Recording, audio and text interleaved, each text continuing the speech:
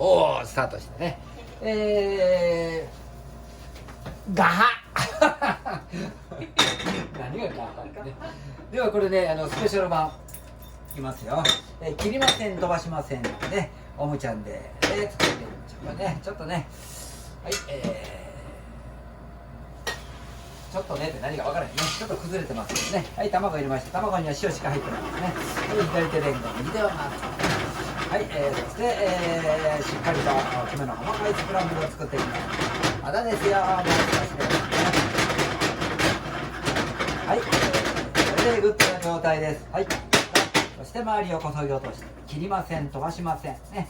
ニュートンの法則、プラスオムレツで、火の芸術品ちょっとだけひっつけます。さて何点の出来なんでしょうか。ここからコロリンチョいきますよ。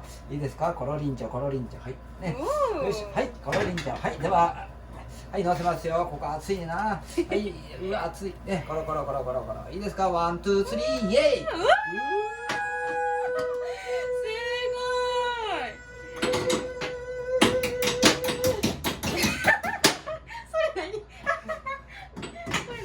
大工さん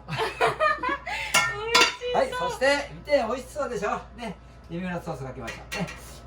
今日これ食べる人ね、イエはいはい、あとパセリですね。うわおこう置いときましょうね。そしてパセリですね、セミスペシャルというてやっておりますね。はいねはいパセリがかかっておーイエイおーイエイおーイエイセミスペシャルちょっとボーンと叩いたんでね90点ぐらいかな。はいどうぞ食べてね。いただきます。エリちゃん食べてね。いただきます。作ったよセミスペシャル口だけ入ってますね。それがおもろいね。